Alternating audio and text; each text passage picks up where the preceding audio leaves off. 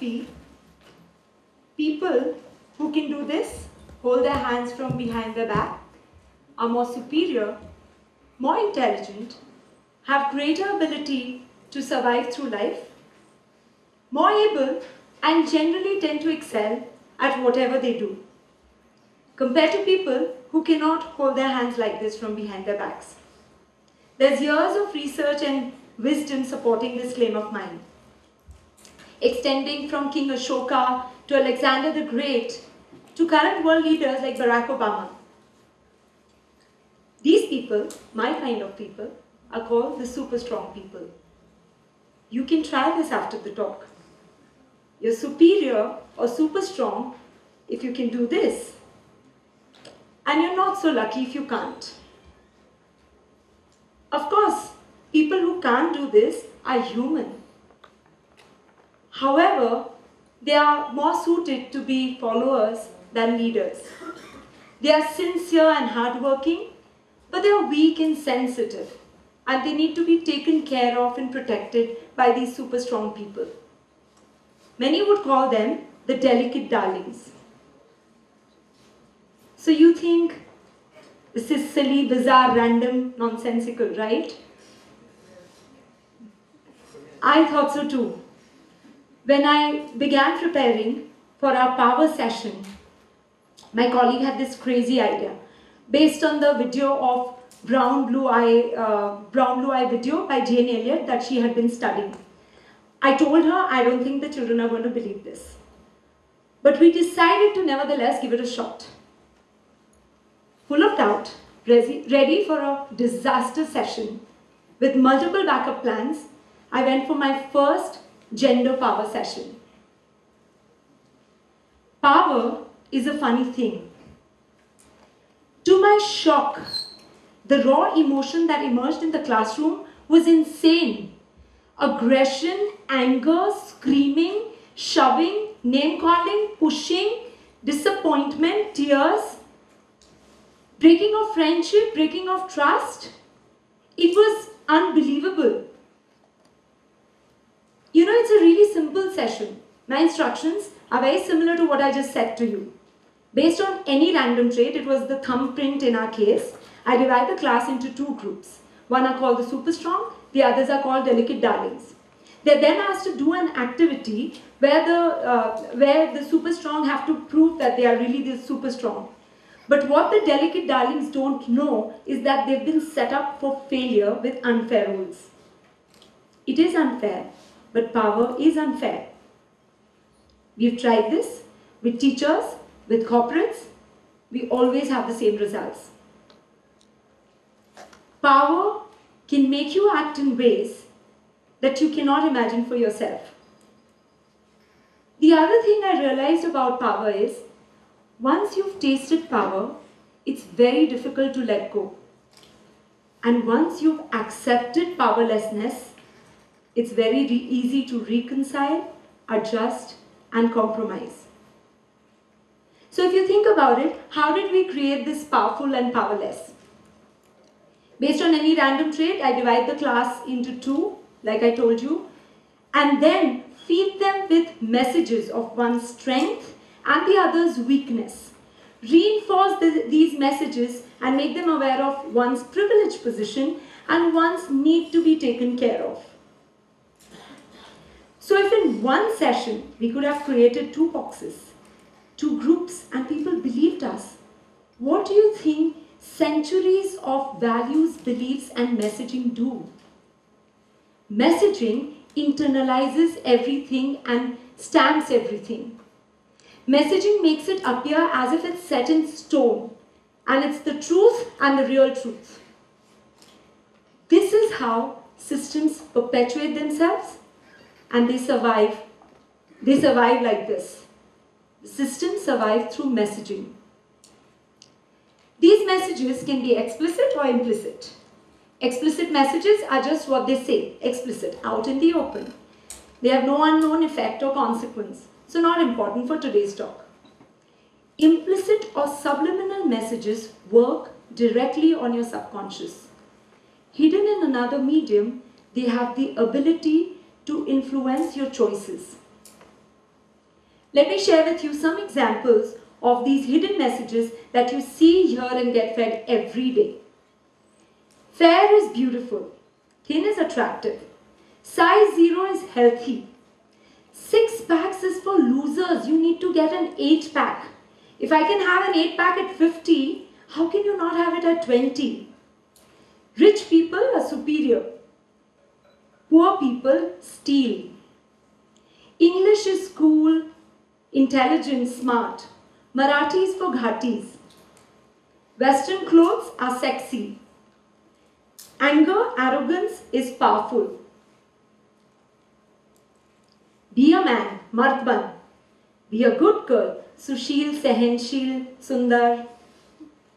Be a man, be a good girl. 3 words. Layers of subliminal messages hidden underneath. These 3 words have literally created 2 boxes. If you want to be a real man, you need to fit in here in this box and identify with everything that's hidden inside. You have to be strong and aggressive, and you're not allowed to be weak or sensitive. Similarly, to be a good girl, you have to sit properly, talk properly, be the nurturer, sacrifice. The hidden messages coming from these boxes create a lot of pressure to belong. Even if you don't identify with any of these messages, you feel guilty or ashamed. A man who's sensitive or a woman who is ambitious may feel there's something wrong with them and they are not masculine or feminine enough. Worse, she might feel, I'm not a good mother, I don't have the maternal instinct. So people tend to be who they are not, causing a lot of anger and frustration. They sometimes, no matter how hard they try, they can't belong to these boxes, creating more loneliness, hurt and pain. A man who wants to cry openly may feel stifled or laughed at. A woman who wants to express her anger may feel further alienated. People who try to conform to these boxes constantly feel the judgment and pressure from these boxes. With membership, they feel powerful and entitled to judge the people who are outside. In elite schools, children feel a lot of pressure to be cool by owning gadgets and brands and whatnot. To prove their coolness, later they start making fun of people who don't have these things or who are not like them, thus making them insensitive. So, what's the point of all this? How does it affect you? The pressure to belong is very real. It's a lot, more than you can imagine. So one day, my vagina met my boyfriend's penis and we had sex. Oops, what did I just do? I broke the messages and rules that I'd received over a lifetime, not just by my family and home, but by my school, society, and media, of course. What are these rules? Indians don't talk about sex. I said the word vagina, penis, and sex. I should have said private parts. We engaged in you know what. It happened in the heat of the moment. Wait a minute, let's go back. Why do I have a boyfriend in the first place? Indian girls को ये शोभा नहीं देता. On top of that, I had sex. If I couldn't control my heart, I should have maintained my maryada, na? अब मुँह काला कर ही लिया था. If I had had sex already, why did I have to talk about it openly? I should have kept it a secret now. It's going to ruin my family's reputation. My parents are going to be shamed. My younger sister may not get married. I may not get married, etc., etc., etc. Many would argue about my wrong choice. I should have learned from the messaging. But what if my vagina met my boyfriend's penis forcefully without my consent? Or my 5-year-old vagina met the penis of a 25-year-old man. Unfortunately, all those messages still stay. I will not talk about my abuse. I will not share this with anyone. I will stay depressed, but I will not talk about it. I'll keep it a secret because Indians don't talk about sex. My parents will be shamed by my rape. My sister may not get married. I may not get married.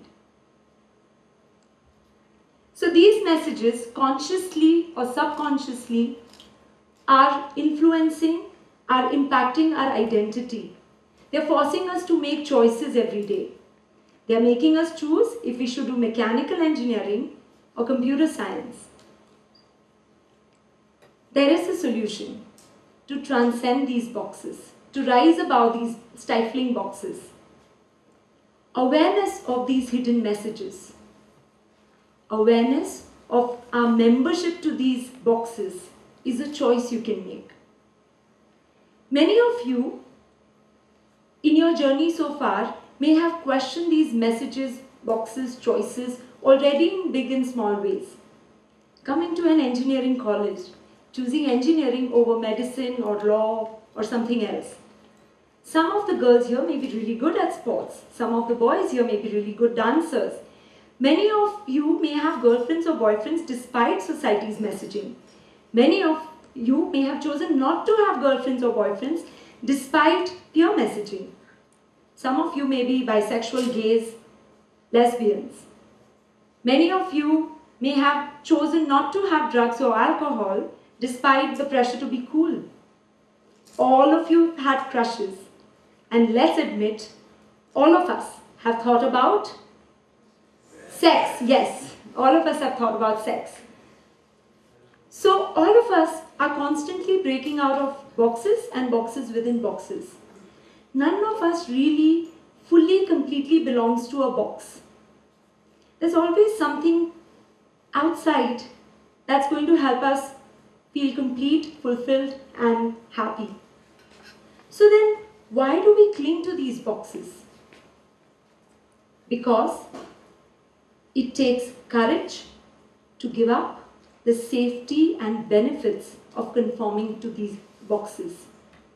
You may lose your power that you derive from belonging to these boxes. My father-in-law chose not to identify with the messaging of the dowry system, which was and still is a given in the Marwari community.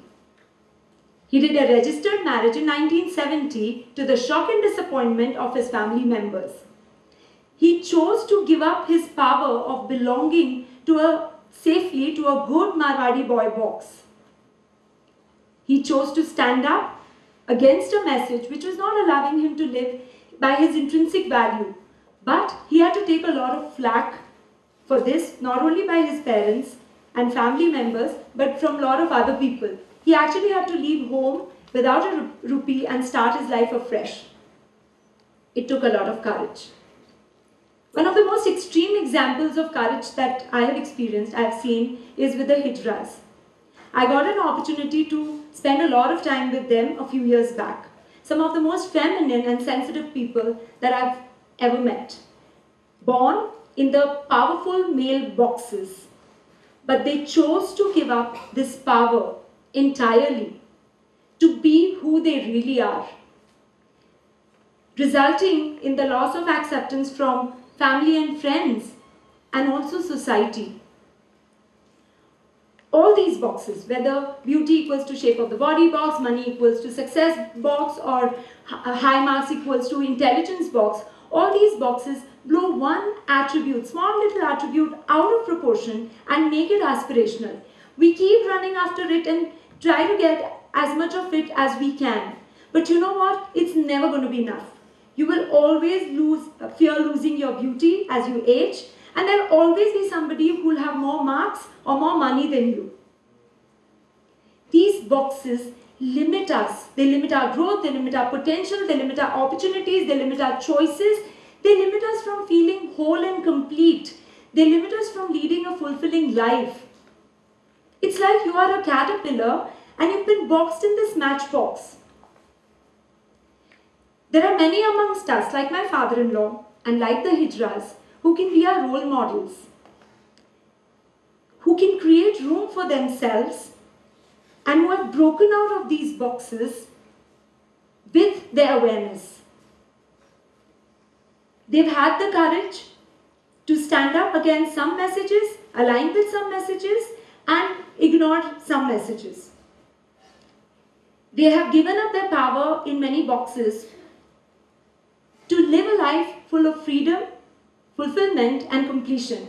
This to me is growth. I was 5 years old when I got molested. I'd internalized a lot of messages of shame from my surrounding. I felt unworthy.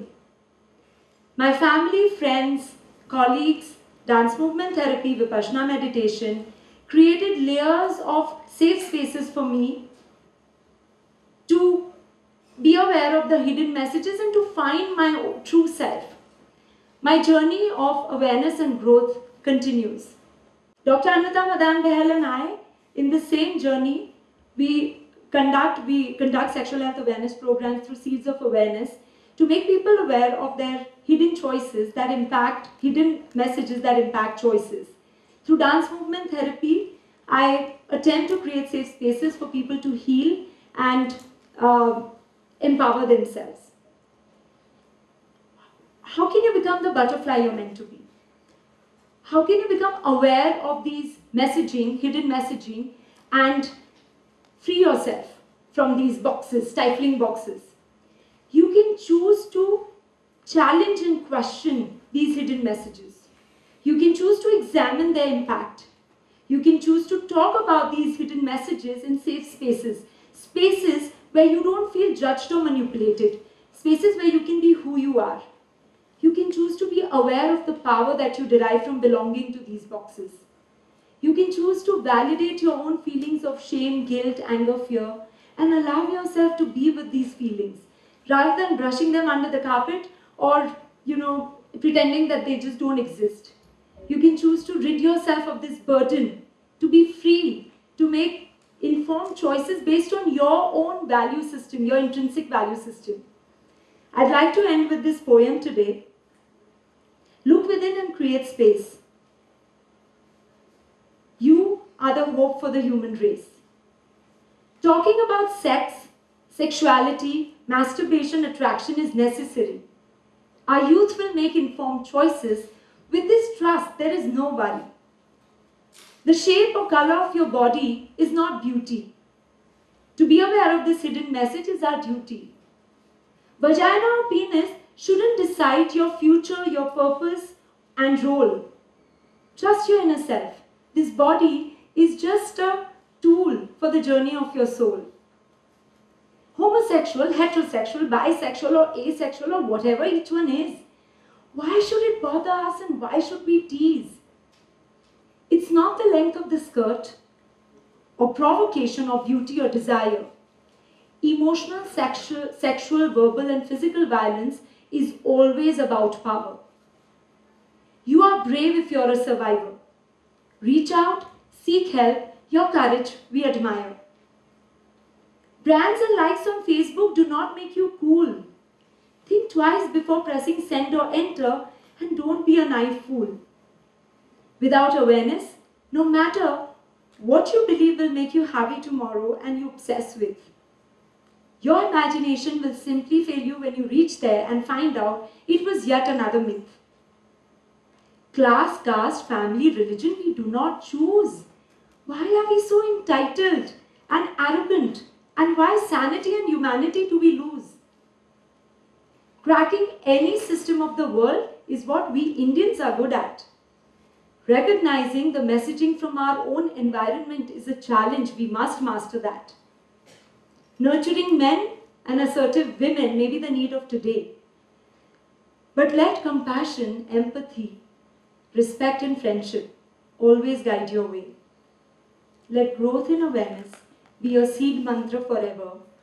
Its fruits will last you more than a lifetime for you to savor. Thank you.